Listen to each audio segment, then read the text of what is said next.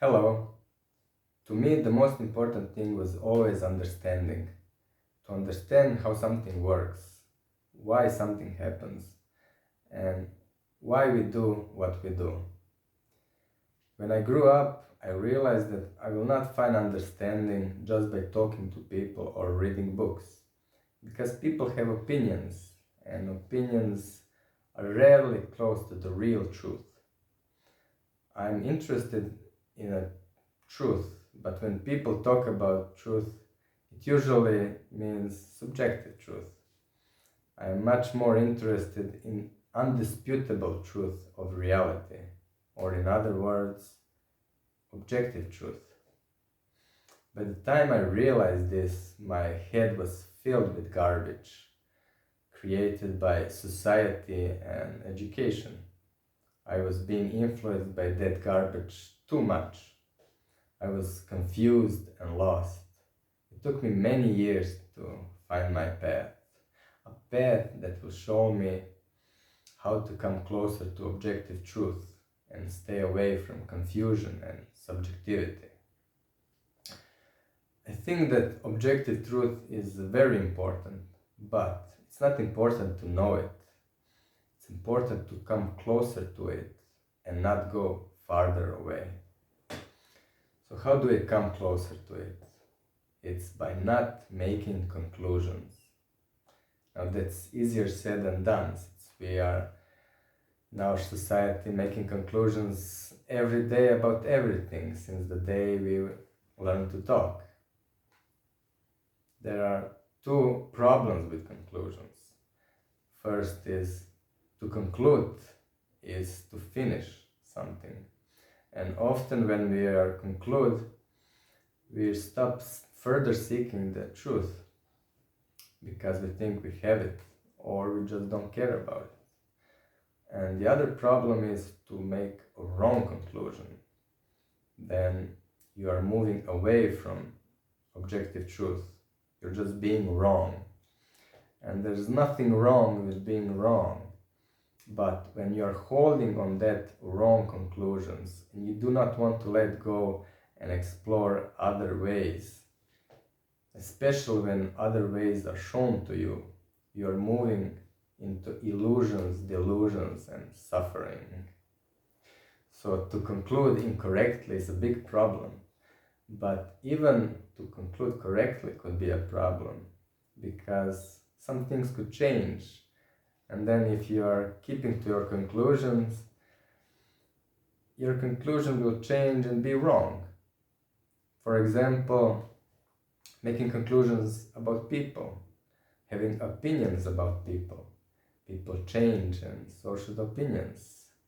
But we like holding to opinions about people for a very long time. Now, even if your correct conclusion cannot change, you might repeat that conclusion and build your identity around it.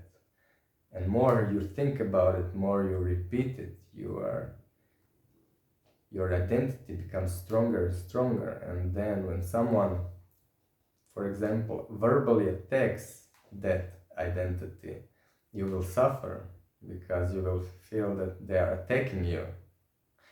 But the solution to conclusion is to turn them into maybes. Instead of just making conclusion and staying with that, you think that maybe that's how things are, and you keep yourself open to new possibilities and further expanding the understanding of that thing. So before I go more into solutions, I want to mention believing, because I think believing is not solution. Believing is interesting to me because there are different definitions in dictionaries about believing. And I even notice to people believing mean different things. To some it means to make a conclusion. To others it means it's just a feeling, or to some it may be a mixture of both. And to some it could represent a trust, or to some it even might mean to seek the truth. But what truth do they mean? Who knows? Now, I think the best definition for believing is making conclusions about the things we don't know. So as such, I stay away from believing also. But still, I catch myself from time to time making conclusions or believing, because it's not so simple just completely stop making conclusions. But if you put an effort, if this is very important to you, you could reduce the amount of conclusions by significant amount. Now, about believing, people believe usually because of consolation. They want to be consoled, but I don't care about consolation. While many people, they would rather believe than not know, because to not know in some situations could be difficult, or in some dangerous situations could be terrifying or even painful. So alternative for them is to believe in the words of others. But could words even give you the truth? Some words could. For example, if I say, now is a December, or tomorrow is a Tuesday, or people spend a lot of money on Black Friday, or 2 plus 3 equals 5.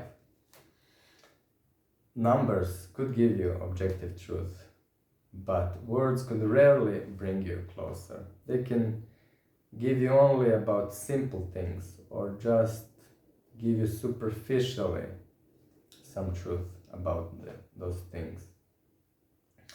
So problem with words is when we are talking, we're usually just speaking our opinions, and opinions are subjective.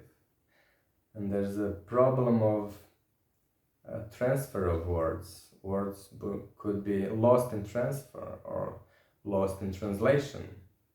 And there's also the problem of interpretation of words, because words could be interpreted in many different ways. We are using words we are familiar with and comfortable with, and not all words mean the same thing to everyone. So there's a lot of chances to be misunderstood by each other, and we are misunderstood much more than we realize. So if words and conclusions cannot bring you closer, what can? Just think about, if you're very, very interested in something, what would you do if you do not want to make conclusions? You would just observe, explore, and experiment. And these 3 things will bring you much closer to objective truth. But observation is not only with your eyes, it's with all your senses. And to observe more effectively, you have to be calm. You have to try not to judge, not thinking what is right, what is wrong, what do you like or dislike. So words can bring you closer. Words are still useful, but they can only point you in the direction, and you have to search for yourself there by observing, exploring, and experimenting. So some things we can know, but some other things we can never know, or to some things we can never fully know. For example, if there's an event in the past that we have not witnessed, we can never completely know objective truth about that event. We can only come closer to it. Maybe someone like a yogi, mystic, a shaman, a person that has a lot of understanding of life could come to the complete understanding of the past event. But for the rest of us, that's not an option. For the rest of us, we have to talk to the people involved in that event. We have to explore the area the event took place. We have to find pieces of information and try to connect them using logic, or by experimentation we can extract some information, and we can, but still staying on maybe something happened and trying to determine the chances, the possibility of what has happened.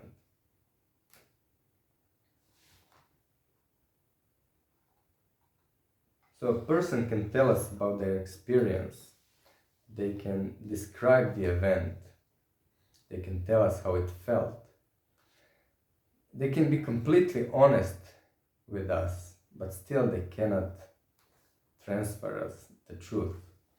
But we can try it for ourselves, try it in our own experience, and that's how we can find out more closely what happened. So in fact, that's the only way we can know objective truth about human experience, to try it for ourselves. Just think about it. If you never tried something, could you ever, just by listening to stories, know, for example, what it feels like to be in a romantic relationship, or to have a child of your own, or to experience, to know a taste of something that you never felt before? You cannot know before you experience it for yourself. So objective truth cannot be transferred through words. And that's why just listening and reading about freedom, about liberation of suffering, about love, cannot bring you those things. You have to search them for yourself through your own experience. You have to experiment, and you have to learn to observe yourself. You have to be honest to yourself without judgment. And the important thing is to observe your failures, because that's how you will learn a lot. So many things we can experience and know, but many things we can never know. And to not know, it's okay. It should not be terrifying. It should not be terrible. We should be comfortable with not knowing. And then when we make a conclusion or make a mistake, we can always come back to not knowing and not be stuck in conclusions. So the most appealing thing to me about objective truth is the fact that the closer you are to objective truth, the farther you are from suffering. Because we suffer when we are resisting objective truth, when we cannot accept it, when we would rather the things be the way we want them to be, even though the reality in front of us is different. So when I feel that I suffer, I remember that I'm moving away from objective truth. I remember that I'm not accepting something, I'm resisting something. So then I think about, what am I resisting? And then I stop resisting and come back to calmness and the path of objective truth. So we don't have to know things to not suffer. We have to be comfortable not knowing, because that's the real truth. We barely know anything about this amazing thing called life. Thank you for listening. If you thought this video was interesting and useful, share it with someone. Thank you for listening, and remember, If you want to understand something, just observe, explore, and experiment.